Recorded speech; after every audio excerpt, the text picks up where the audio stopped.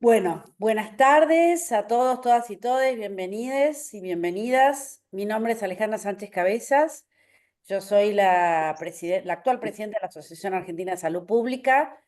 Les voy a hacer, antes de pasarle la palabra a Olga, quien va a liderar el webinario de hoy, les hago un pequeño resumen de qué es la Asociación de Salud Pública para quienes no la conocen y contarles por qué estamos acá y por qué sostenemos este espacio.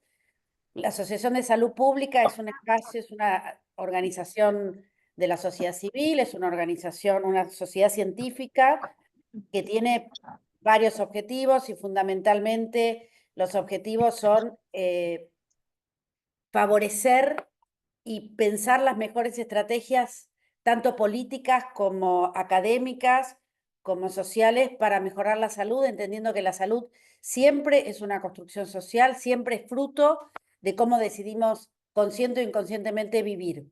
Y entonces la salud pública es esto, son los espacios donde distintas personas de distintos lugares nos juntamos para pensar cómo vivir mejor.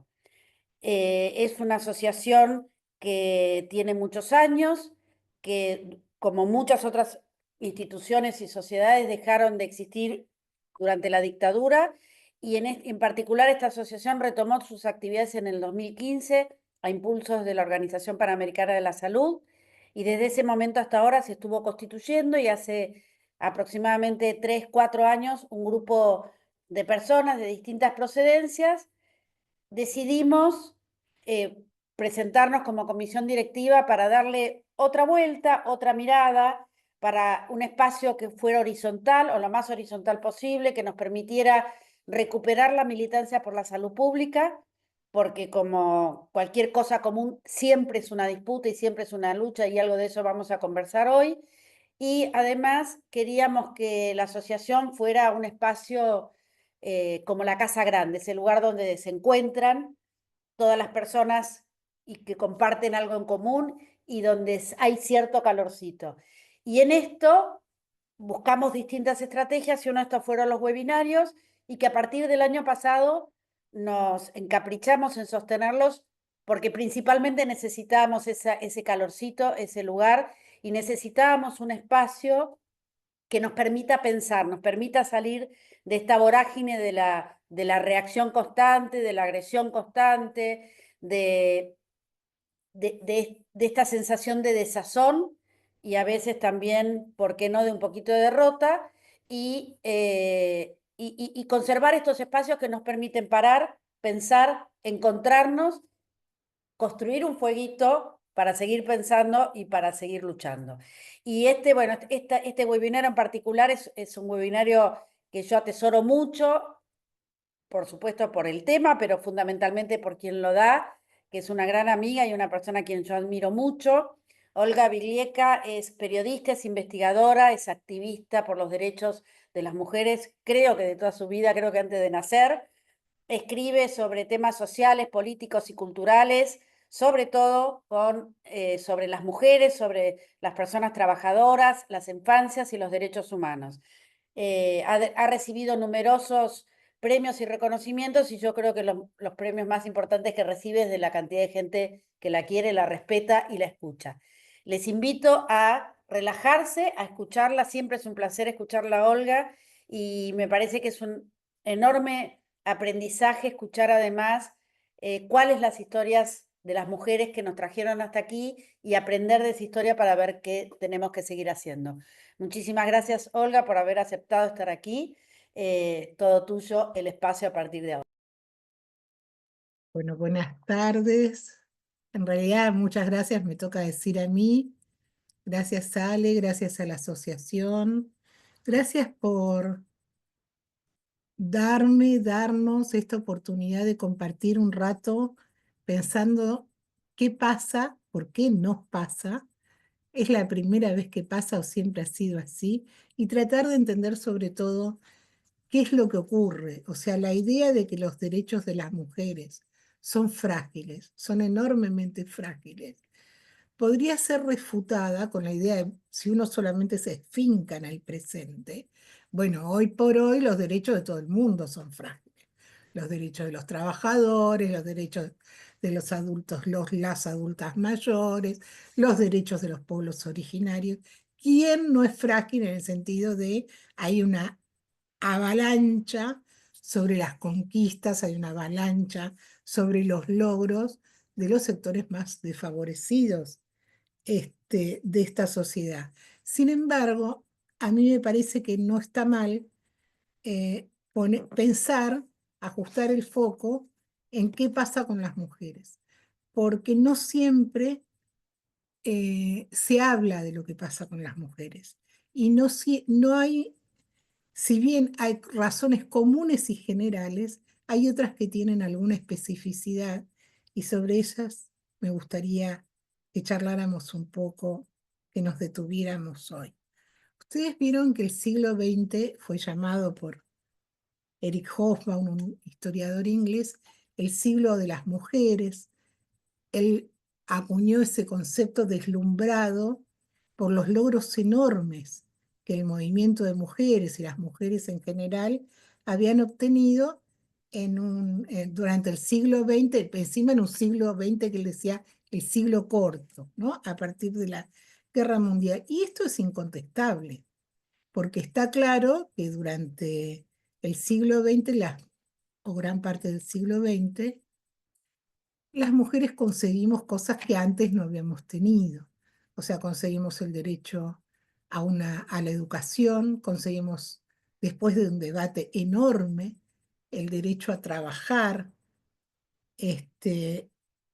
Avanzado el siglo conseguimos primero el derecho a votar y a ser elegidas, luego algunas normas de proporcionalidad y demás.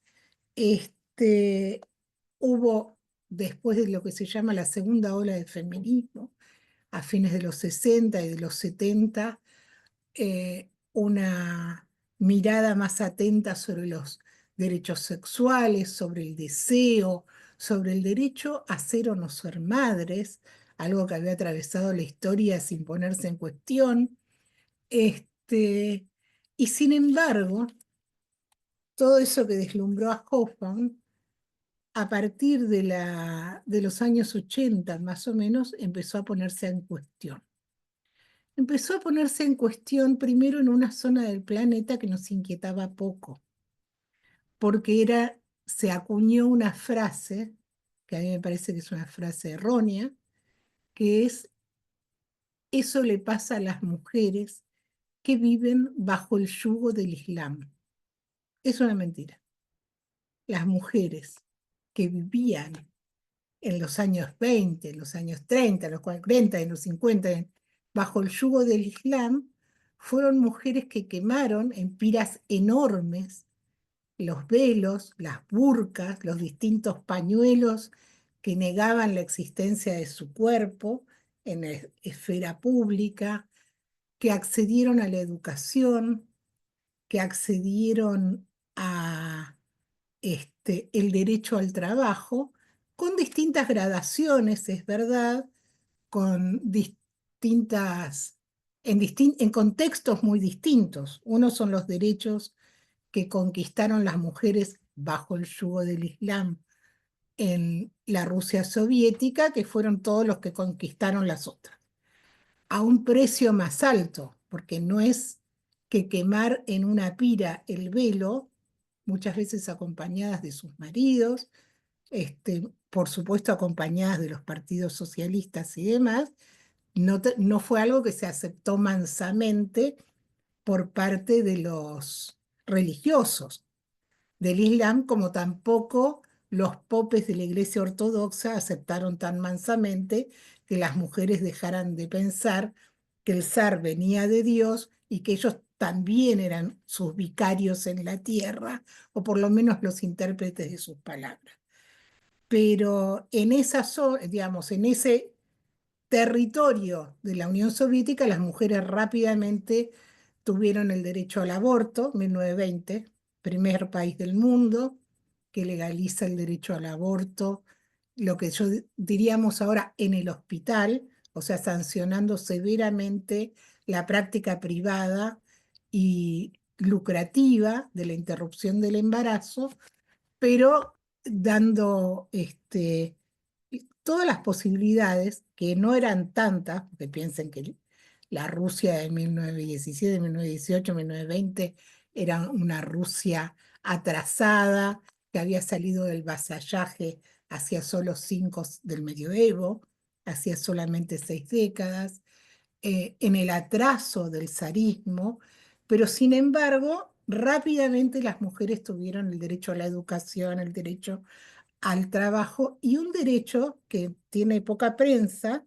pero que es bueno, a mí me gusta saberlo y me gustó encontrarme con esa noticia en algún libro, y es que en 1922, en la URSS, por primera vez, un Estado moderno dice que dos mujeres pueden ser un matrimonio, una pareja legal. Es una historia chiquitita, no tengo tiempo para contar tanto, pero es un soldado casado con una soldada que son dos soldadas. Y cuando el jefe del batallón descubre esto, perplejo, pregunta arriba qué tiene que hacer y la respuesta que viene de la jefatura del Ejército Rojo es que no se metan cosas que no le incumben.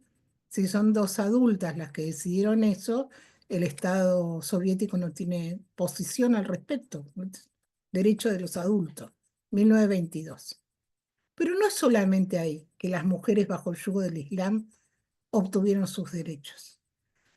Por ejemplo, en algunos países rabiosamente occidentalizados, se pensaba que para ser occidental moderno y entrar en el circuito del gran capital de manera elegante, las mujeres no podían estar vestidas como visten hoy en Arabia Saudita y debían tener derecho a la educación. Y en otros países, un partido, el partido Baas, es un partido que estuvo en muchos países, en Irak, en Irán, en Afganistán, que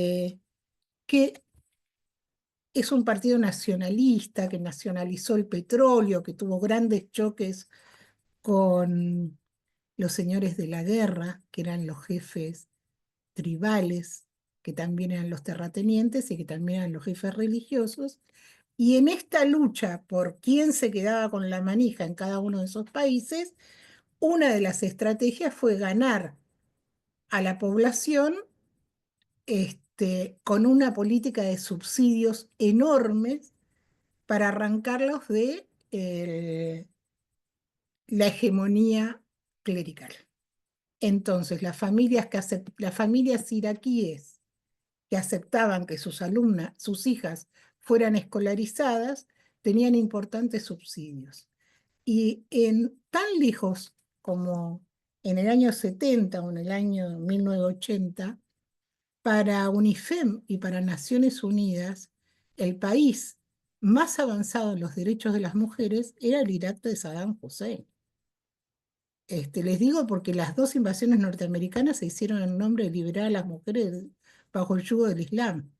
Sin embargo, las mujeres iraquíes no solamente tenían el plan de derechos reproductivos más avanzado de ese universo, sino que en el Código Civil el Estado se obligaba a darles trabajo.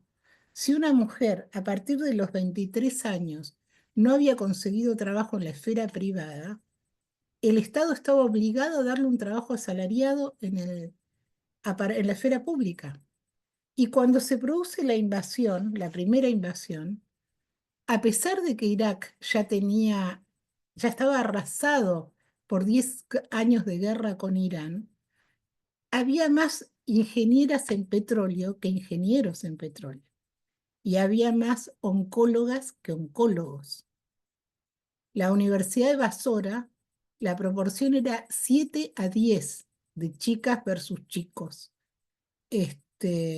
Una historia que nos ha sido ocultada, que nos ha sido negada, y sin embargo, los liberadores del yugo del Islam hicieron un acuerdo justamente con los sectores clericales, jefes tribales y demás, que restituyeron la Sharia, derogaron todas las leyes laicas y enfundaron en una burka a las mujeres, prohibiendo incluso el acceso a la lectoescritura en algunas regiones.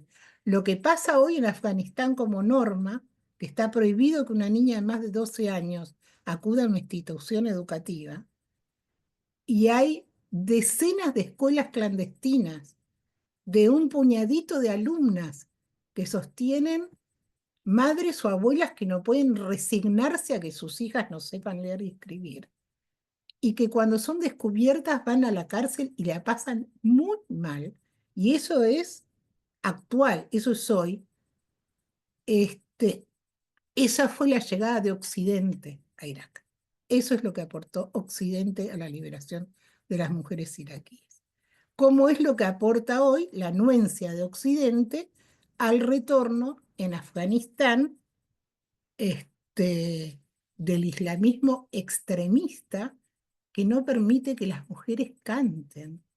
Miren, a mí me da una cosa como de congoja pensar que hay un país donde hay una ley que prohíbe no solo que las mujeres hablen, sino que canten en su casa, porque se considera que la voz es un elemento erótico que puede seducir a un transeúnte.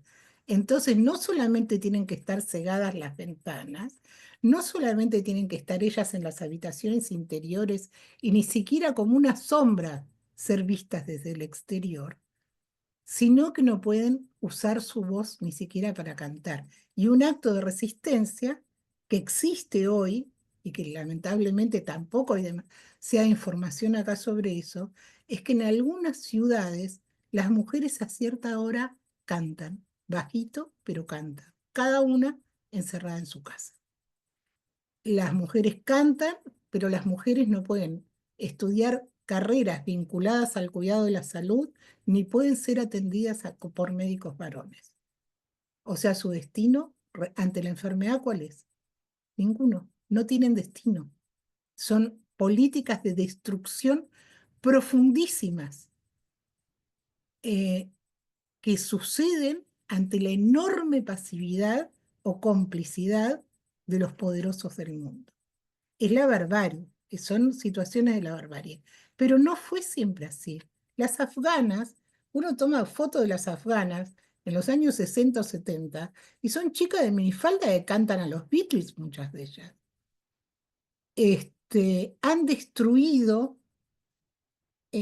toda brizna de, de libertad, de creatividad y de derecho. Y uno dice, pero ¿esto qué es? ¿Es la atrocidad de la religión? Yo me pregunto, ¿es la atrocidad de la religión o es la atrocidad del valor del petróleo después de la crisis del petróleo? Es la atrocidad de la religión, en todo caso, asociada a los intereses geopolíticos aplicados a la zona con más petróleo del planeta, por ejemplo. Entonces uno podría decir, bueno, che, qué mal que les fue, ¿no? Parece que en esa zona del mundo los derechos de las mujeres son menos duraderos que una pompa de jabón. ¿Y por casa cómo andamos? Ahí me gustó. Yo dije, ¿cómo hago un recorte para lo que nos pasa acá? Por ejemplo, el sábado pasado, en las vísperas de las elecciones, hice un recorte chiquitito. El gobierno eliminó 13 programas de protección de las mujeres y de las diversidades. Dijo que eran ideológicos e innecesarios, solo 13 en un día, y que tienen que ver en general con la cuestión de la violencia contra las mujeres, básicamente. Por ejemplo, eliminó un programa que tenía 1.200 niños beneficiarios. Son niños y niñas huérfanos, huérfanas, porque su madre ha sido asesinada en un femicidio. Era un subsidio miserable. Nada de esto era la panacea ni solucionaba la vida de nadie, pero era un reconocimiento de que el Estado tiene una responsabilidad frente al femicidio y frente a los niños y niñas que quedan huérfanas por esto que el Estado no solamente no logra resolver, sino ahora desmienta que exista. Nosotros estamos en un país donde la voz oficial dice que la violencia contra las mujeres no existe y que lo que existe es violencia abstracta y que cualquier énfasis que señale que hay una especificidad en la violencia contra las mujeres Es una discriminación y eso lo dice el ministro de Justicia, que como ustedes saben tiene un buffet muy interesante que ha defendido tratantes, ha defendido femicidas y ha defendido genocidas. Nadie le puede negar la coherencia al ministro de Justicia. Estos programas, estos 13 programas tienen esta característica. Tenían un carácter de prevención, la mayoría de ellos, daba algún dinero para que es un programa nacional, por lo tanto federal, para la construcción de lo que antes llamábamos refugios, digamos, hogares integrados. Ayudaba a las víctimas de la violencia a algún tipo de reinserción laboral o microemprendimientos. Todas sabemos que con un microemprendimiento es muy difícil sobrevivir, pero otra cosa es decidir, ni siquiera te mereces un apoyo para un microemprendimiento. ¿Qué es la política del Estado? En, ¿Por qué los borra? Bueno, por esto de que es el argumento, no porque los borra, por los borra, después veremos con este argumento, la violencia contra las mujeres no tiene determinaciones sociales. La violencia no tiene sexo, dijo alguno de ellos. En,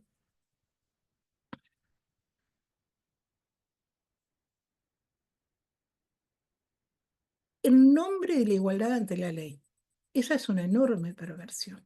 Estamos, cuando Alejandra hablaba hace un rato de esta situación que a veces es tan agobiante, yo creo que uno de los rasgos que la vuelven enloquecedora es el Ministerio del No Habla de 1984. O sea que todas las palabras van a ser retorcidas y adulteradas para darle un significado distinto. Entonces, eh, la idea de que en nombre de la igualdad ante la ley voy a negar la existencia de la violencia, este, todos somos iguales ante la ley, no puede haber una sobrecarga por cuestiones de género, es una idea que nos hace retroceder a una velocidad enorme sobre un trabajo que fue muy costoso, desbrozar todo el romántico amoroso que rodeaba estas cuestiones. La maté porque era mía, presente en toda la cultura popular. Tratar de impugnar esos conceptos y abrir camino, y sobre todo que se abriera camino también en los chicos, en las chicas, en los adolescentes, como un borrón y cuenta nueva. Es una avalancha, urbe et orbi. Si uno ve, tomé como les decía los últimos días. La Hungría. La Hungría de Víctor Orbán, un hombre que se jacta de ser fascista, así que yo lo puedo catalogar porque es como él se nombra a sí mismo. Acaban de aprobar una ley que en realidad es un modelo, copia el modelo de una ley que existe en la Rusia de Putin hace años, que prohíbe el Día del Orgullo Gay y cualquier manifestación pública que se pueda entender como aprobatoria o celebratoria de la homosexualidad, de la disidencia sexual. ¿Cómo se llama esta ley? Todos usan los mismos recursos de protección de la infancia. Una persona que sale con una bandera de la disidencia sexual en la calle, o una persona que hace una película, o que escribe una novela, o que escribe una noticia en una revista, que puede entenderse como celebratoria o aprobatoria de una forma no heterosexual, de el erotismo y de la vida en general, está agrediendo a los niños. La ley votada a fines de marzo además permite utilizar toda la tecnología para reconocer los rostros de los que participan en actividades callejeras y demás.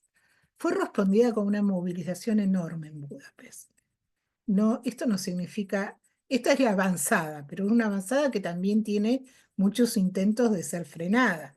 Acá, la marcha del 1F, acá y en todas partes, en el interior y demás, reunió miles y miles, decenas, centenares de miles de personas en todo el país. Pero estaba mirando por arriba, digamos. En el compañero Víctor Orbán, entonces tenemos el húngaro, este, todos los libros que hablan de la disidencia sexual han sido excluidos de las bibliotecas escolares. Y en esto, Víctor Orbán no imita a Putin, imita a Trump, porque en el país de Stonewall, de la batalla de Stonewall, en el país que inicia la lucha por los derechos en ese momento de gays y lesbianas, decía, con una refriega que dura casi una semana en un barrio que es el barrio que frecuentan de los bares de la disidencia sexual en Nueva York, que un día se hartan de las racias policiales y termina en eso, en una batalla callejera de una semana, que se considera la fe de bautismo, el día de nacimiento de la lucha por los derechos de gays y lesbianas en Estados Unidos, en el año 69, en el contexto de la lucha por los derechos civiles de los negros,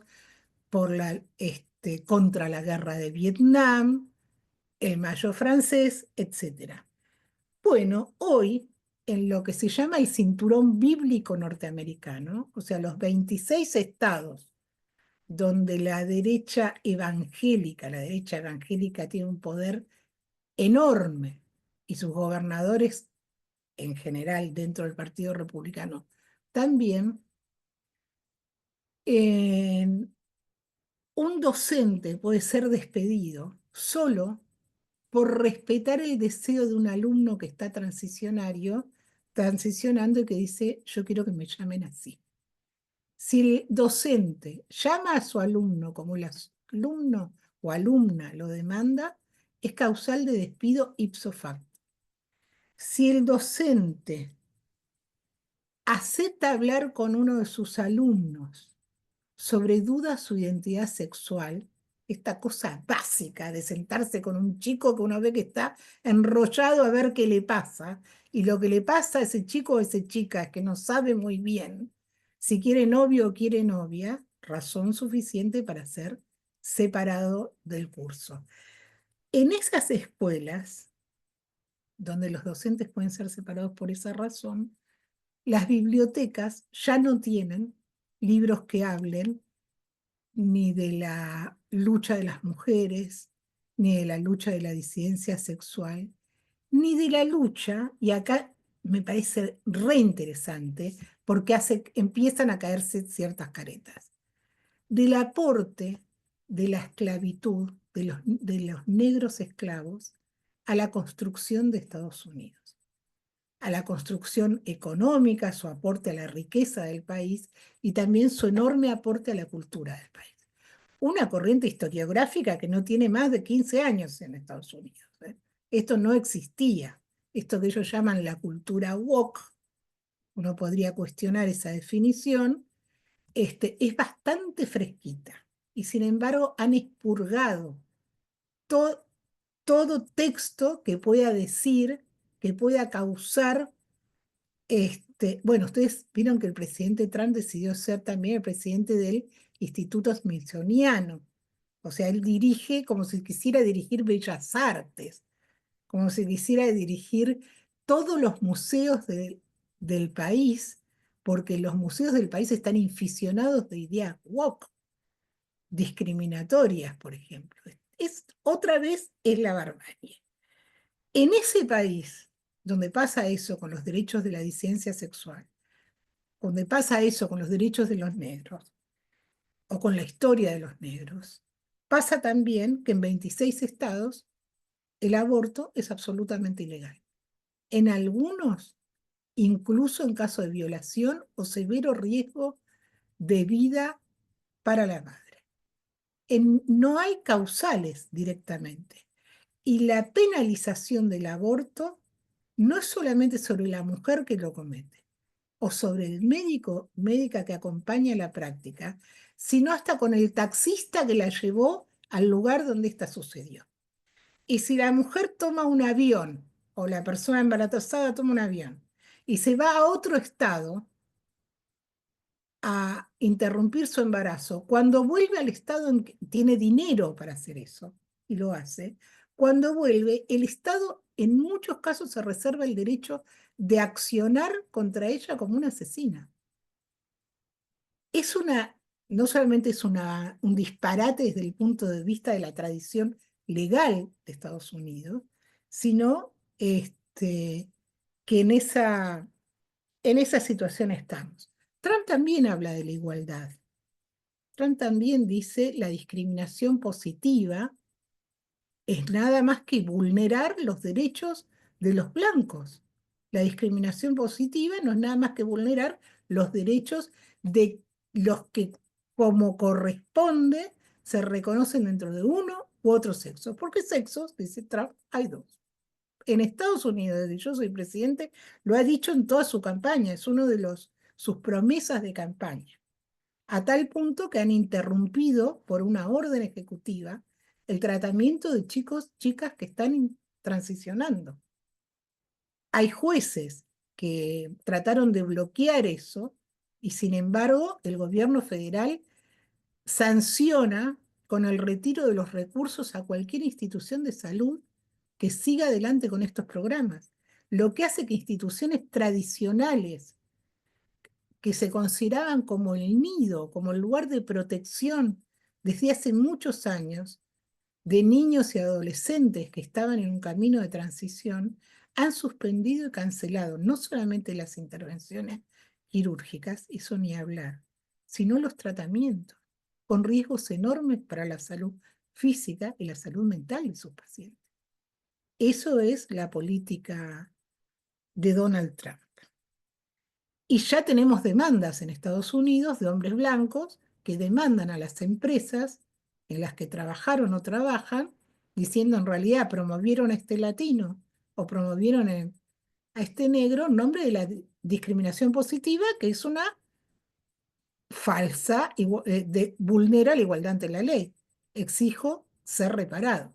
Uno puede decir, esto es la antología del disparate. En un sentido podemos decir que vivimos en la antología del disparate. El 26 estados tienen prohibido el aborto, pero son muchos más los estados en donde se van introduciendo desde las legislaturas locales hacia arriba límites y prohibiciones de esta naturaleza. En Estados Unidos, a través de un fallo de la Corte Suprema, desde el 2000, en el 2022 ese fallo fue derogado, pero desde 1972 la interrupción del embarazo era legal. O sea, es una derrota enorme del movimiento de mujeres. Y no es que las mujeres no lo hayan defendido, han salido de a decenas de miles a las calles. Y sin embargo, no han logrado torcer el brazo llamémosle, de la barbarie. Entonces, ¿por qué? ¿Pero por qué nos pasa esto? A mí me parece que hay algunas cuestiones que ante esta cosa tan brutal quedan relegadas. Las mujeres europeas, el 95% de las mujeres europeas viven en países donde el aborto es legal, desde la década del 70. Y eso no significa en absoluto que tengan acceso al aborto. En algunos países sí, en otros países no. Los recortes en el sistema de salud, por ejemplo, han ido con mucha fuerza sobre la interrupción del embarazo. En este momento, las personas, la interrupción del embarazo y la atención de la maternidad también. En Gran Bretaña, las personas negras tienen 4 veces más probabilidades de morir en el parto que las mujeres blancas. En Estados Unidos la proporción es similar. No hablo ahora de interrupción del embarazo, hablo del parto. O sea, los recortes en salud también afectan los derechos de las mujeres y, por supuesto, afectan de distinta manera los derechos de las mujeres más pobres, que dependen de la medicina pública para poder atenderse. Ahora, en Italia no es eso lo que pasa. En Italia lo que pasa es que 7 de cada 10 ginecólogos son objetores de conciencia. Y hay regiones enteras donde no hay un solo ginecólogo que no sea objetor.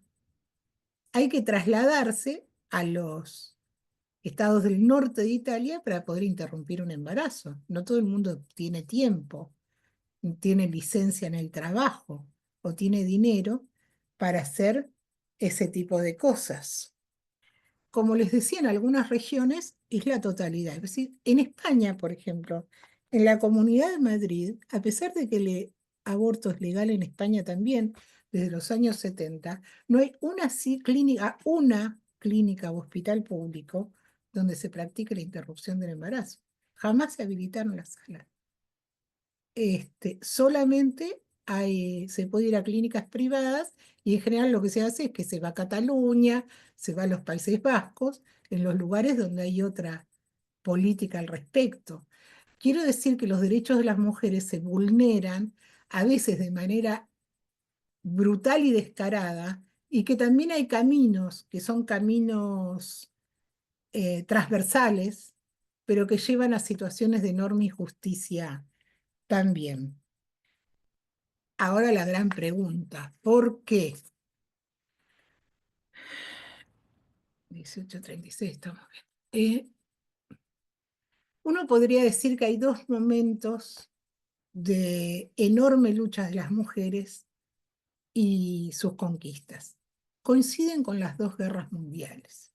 En la Primera Guerra Mundial, con todos los hombres asesinando a otros hombres y muriendo en el frente, obligados a participar de unas carnicerías enormes, infinitas, las mujeres entraron de manera vertiginosa al, a trabajos que tenían vedados, a trabajos que no estaban, que no eran para mujeres.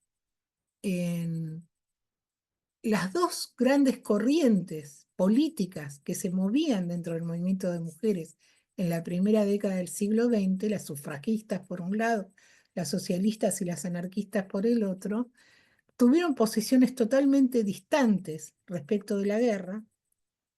Las sufragistas dijeron: vamos a demostrar que podemos trabajar muy bien, vamos a ser las más patriotas entre las patriotas, y cuando termine la guerra nos van a dar el derecho al voto. Cuando nos dan el derecho al voto, vamos a hacer leyes que beneficien a las mujeres y entonces se va a acabar esta desigualdad. Es una manera muy simplona de decirlo, pero más o menos era lo que... Y las sufragistas en algunos países, como en Gran Bretaña, se convirtieron en fuerzas de choque contra las y los pacifistas que se oponían a que Gran Bretaña entrara en la guerra. Fuerza de choque es eso, fuerza de choque. Iban a romper las movilizaciones, físicamente las movilizaciones pacifistas. Pero en un sentido, el pronóstico se cumplió. Después de la Primera Guerra Mundial, en muchos países, a los pocos años, las mujeres consiguieron derechos políticos. La otra corriente es la corriente de las anarquistas y de las socialistas, que también fueron enviadas por primera vez a las grandes fábricas, se incorporaron de otra manera dentro de su propia clase y salieron a luchar por sus derechos en un contexto de muerte, en un contexto de hambruna, en, en el contexto de sobre todo eso, de una masacre de enormes proporciones y una carestía y una hambruna enorme en las ciudades. En algunos casos, las mujeres iniciaron un proceso de la revolución. La revolución de octubre tiene un antecedente de la revolución de febrero, que es la que logra la caída del zarismo. Siglos de zarismo. Son obreras textiles, muy jóvenes en general, las que inician esta huelga revolucionaria. Así como 200 años antes habían sido las mujeres del mercado, las pescadoras, las artistas populares, las artesanas, las que habían ido a buscar al rey a Versalles, lo trajeron y esa fue la caída del absolutismo. Como decía un cronista de la época, los hombres tomaron la Bastilla y las mujeres tomaron a la monarquía, las mujeres tomaron al rey.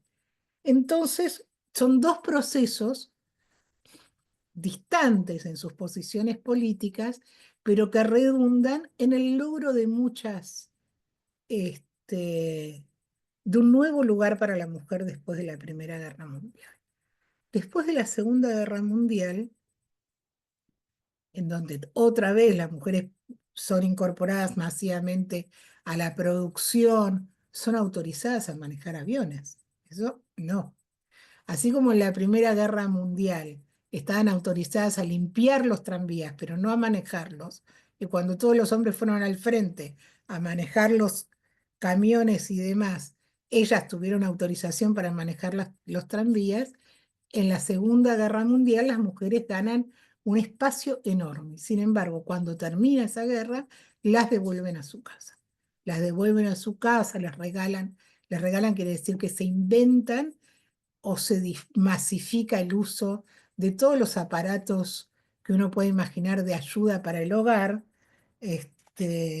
licuadoras, batidoras, enceradoras, y se mueren de aburrimiento, se mueren de aburrimiento. Se mueren de tristeza y se alcoholizan. Hay un libro precioso de una de las, Betty Friedan, una de las grandes líderes norteamericanas del movimiento feminista de los 70, que lo que cuenta es eso, que las minas muertas de aburrimiento, sus hijos van a la universidad, su marido ya hizo una carrera estelar y no le dan bola, y ella se hartó de hacer tarta de manzana, se abre el whisky a las 6 de la tarde, porque no tiene otra cosa para hacer. Esas mujeres, en general de los sectores medios, con alguna educación, que habían abandonado cuando tuvieron sus hijos, son las primeras de la segunda ola del movimiento feminista, que después atrás va arrastrando a todos los sectores, incluso con muchos choques dentro de ellas. Las negras del Bronx no se sentían muy cerca de estas mujeres feministas que describo al principio. Y sin embargo, es ese levantamiento de las mujeres en la década del 70 lo que arranca que solamente en Estados Unidos, Trump se desespera, se hayan en una década sancionado más de 1.500 leyes de discriminación positiva para favorecer que las mujeres pudieran estudiar, tuvieran a dónde dejar a sus hijos, pudieran trabajar, tuvieran acceso a la vivienda cuando estuvieran solas y demás. ¿Por qué necesitan llevarnos de nuevo a casa? Porque cuando uno dice qué es la barbarie es que aunque trabajemos como trabajamos, porque si no es imposible sobrevivir, en nuestra cabeza volvamos a estar cerradas en las paredes de una casa, en el contexto de una familia, con esas inquietudes y no con inquietudes que tengan que ver con lo colectivo, con lo comunitario, con la política, ni mucho menos con una lucha por el poder. Porque las mujeres han luchado por el poder. Yo acabo de decir, tiraron al absolutismo, tiraron a los zares, salieron a la calle y decidieron que tenían derecho a tener una sexualidad gozosa. Salieron a la calle y dijeron tenemos derecho a elegir si queremos ser madre y de cuántos hijos, hijas queremos ser madres. O sea, hay una potencia revolucionaria en la lucha y el deseo de las mujeres enorme. Y esa potencia choca contra los estrictos y cada vez más estrictos límites de este régimen social que no puede satisfacer a nadie, que no está en un proceso de otorgar conquistas como cuando nació, como la Revolución Francesa, que después bien rápido que las recortó, sino al contrario, de sacarlas, de reducir lo más posible la satisfacción de las masas, para decirlo de una manera. Para eso necesita a las mujeres en su casa. Para eso nos necesita atemorizadas. Para eso necesita que nosotras digamos a nuestras hijas y a nuestros hijos, no te metas en el lío. Pensá bien cómo vas a sobrevivir. No te pelees con el jefe que este laburo, andás a ver cuándo conseguís otro. Para eso necesitan jóvenes aprisionados. en las mismas paredes que la familia de origen, que no puedan salir a vivir su propia vida, pagar un alquiler, porque salir a vivir su propia vida es una frase gigantesca, pero que se puede reducir en pagar un alquiler y tener autonomía laboral para poder tener autonomía en otros órdenes de la vida.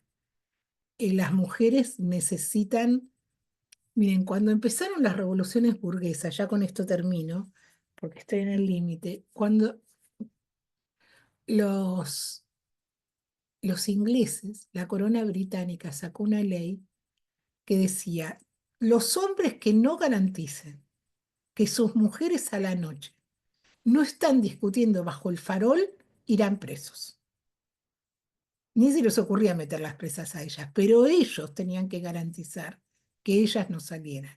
¿Por qué? Porque era una época en que la harina era carísima, el pan también, entonces las mujeres saltaban, había marchas para que les condonaran las deudas, había marchas por el precio del trigo, eran como la levadura de una situación de gran conmoción social en Inglaterra. Entonces las querían en su casa. Trump también. Eh, Nuestro presidente también. Víctor Orbán, ni hablar. Y los polacos. Y Putin, hay que sacar a las mujeres de la calle. Porque además, las mujeres tienen un vínculo con el contexto en el que viven que es diferente del contexto que tienen los hombres. Por ejemplo, una, un trabajador, una trabajadora, tiene un choque tal vez con sus jefes, tal vez con sus patrones, tal vez con el delegado sindical o la delegada sindical que no le gusta mucho, pero hay muchas mediaciones hasta que ese choque llega con el aparato del Estado y el régimen político. Las mujeres chocan todos los días con este sistema. ¿Por qué? No hace falta que trabajen en el sistema de salud. Cada vez que tienen que ir a buscar un turno al hospital para los chicos o para los viejos de la familia, chocan con la debacle del sistema de salud. Saben que en las escuelas los pibes se mueren de frío, las viandas son una porquería, las maestras están agotadas porque trabajan en 2 turnos y no les alcanza la guita igual, y conocen la crisis del sistema de salud, aunque no sean docentes. Y las mujeres, en las barriadas sobre todo, saben muy bien que si no van a pelear por un semáforo, van a atropellar a sus hijos, porque son vías rápidas para venir desde afuera hacia la capital. Entonces hay una manera de estar inserta en el mundo que es mucho más compleja. Y cuando una mujer empieza a cuestionar, tal vez empiece a cuestionar un aspecto de su vida, pero va a terminar cuestionándolo todo, porque su vida es así, de rica en su complejidad y también de sacrificada en su complejidad. No es que yo estoy celebrando que nosotros tengamos esas complejidades, pero las tenemos. Si les parece, yo termino acá porque son 18:48 y hacemos un ping-pong. Perdón que me fui de tiempo. No, para nada, Olga, perfectamente. Ahí Marcela Poblete decía cuando vos estabas hablando, respecto a lo que dice Olga cuando empezaste a contar de Estados Unidos y las bibliotecas, dice sobre lo que pasa en las bibliotecas, qué importante era en un momento los espacios culturales que tenían los partidos anarquistas y socialistas de principio del siglo pasado. Quienes quieran hacer algún comentario, hacer alguna pregunta o algo, pueden escribir en el chat. Ahí veo varias que se pusieron ahí. Celebro que además nos acompañen varios varones, que siempre es una celebración también.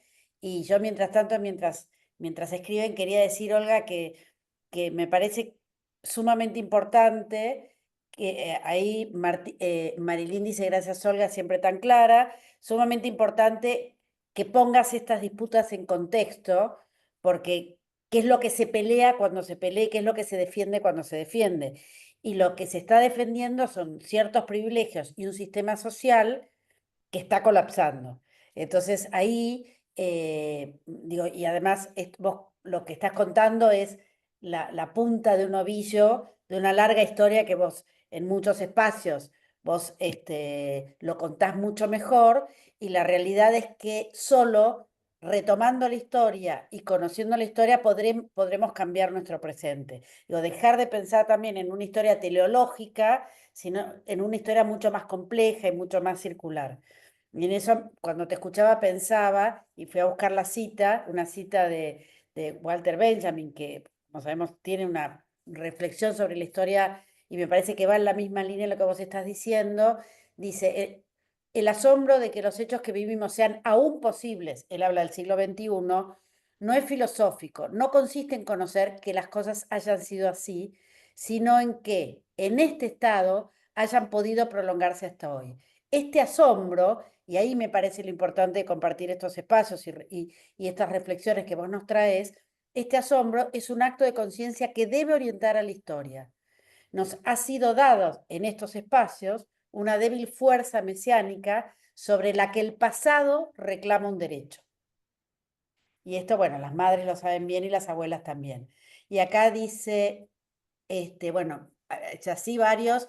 Fernanda dice, Olga, tan esclarecedor, muchas gracias por tu voz. Irene dice, excelente exposición, muchas gracias. Fernanda dice, coincido con Ale, conocer la historia imprescindible. Facundo dice, considerando que se va perdiendo estas bibliografías, creo que está bueno poder hacerle frente a eso pasándolas a PDF, haciéndole fotocopias, etcétera, al menos desde las bibliotecas locales que podamos acceder y lo que cada contexto nos permita, claro. Y Mercedes Poblete nuevamente dice, respecto a lo que comentaba sobre las mujeres de Irán, Irak, es muy interesante. En la escuela secundaria donde trabajo, estamos trabajando desde el área lenguaje en inglés, en lengua y en inglés sobre los derechos. Esta charla me da una nueva punta para hacer el trabajo porque muchas veces no vemos estos temas con esta claridad. Muchas gracias por la información y sos muy clara al momento de contarnos sobre lo que tuvimos y lo que nos está faltando defender. No sé si sobre estos comentarios, Olga, querrías hacer alguna otra ampliación. Me encantó esta recuperación de el aporte de los anarquistas y las socialistas en en los conventillos de Buenos Aires, de Avellaneda, de Lanús, de Chascomús, de Paraná, de Rosario, en ese patio, una Babel de lenguas, donde se hablaba cocoliche, se hablaba dialectos italianos, del español, yiddish, la manera en que habitualmente uno dice el delantal blanco convirtió a los inmigrantes en argentinos. El patio del conventillo también, en donde el encuentro, mientras se lavaba la ropa o se cocinaba o se festejaba, convertía a esas personas que venían de lugares tan diferentes en más próximas. Saben que los primeros actos del 1 de mayo había oradores en 6 o 7 idiomas, porque la gente no entendía más que el propio. Y ahí hay una producción maravillosa, sobre todo de obras de teatro, las agrupaciones filodramáticos, que en la biblioteca del Chacabuco, en la provincia de Buenos Aires, hay más de 1500 obras de teatro que son productos han sido escritas en los conventillos por estas agrupaciones, que desde luego que habría que recuperar.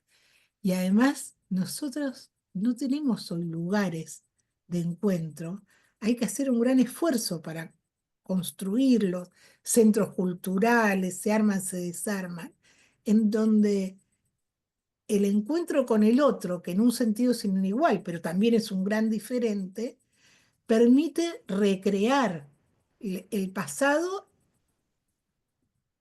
unificar o amalgamar el presente y discutir también el futuro que uno quiere.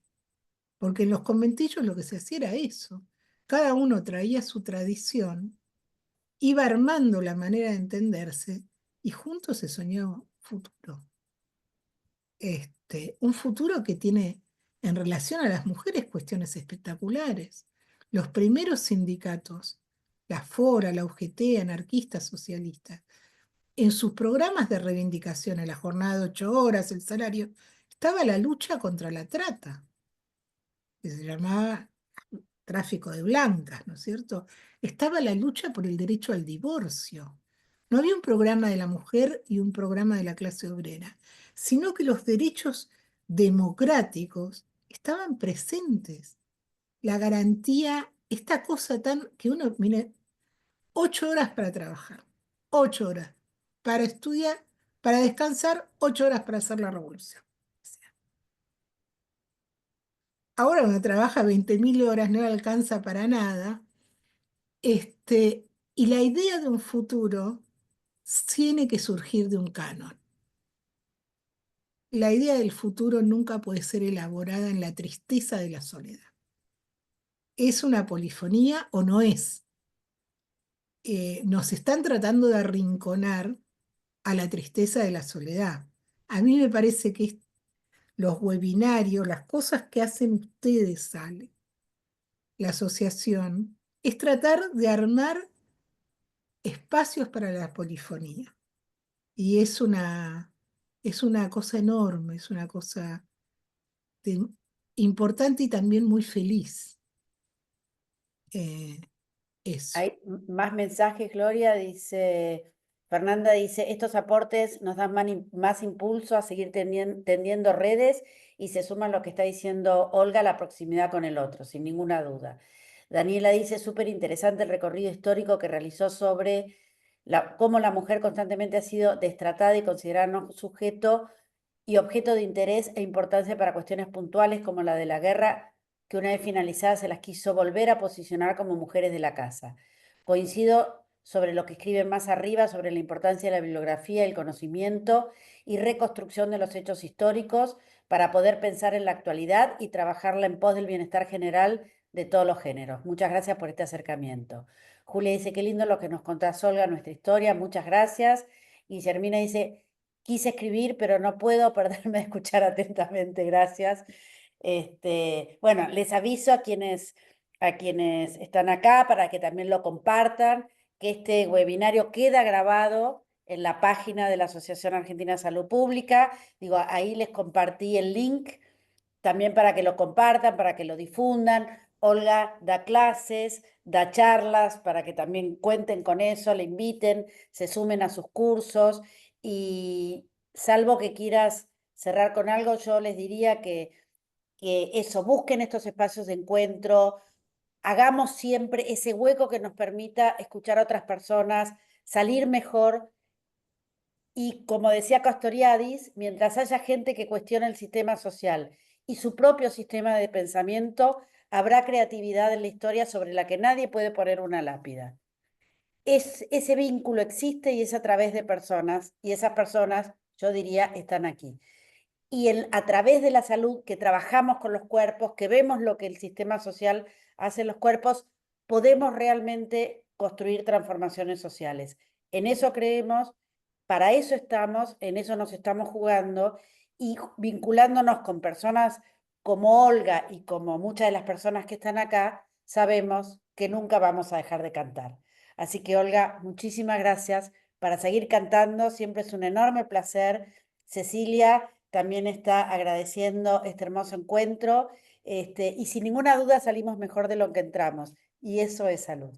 Así que Olga, muchísimas gracias. Si querés terminar de alguna manera.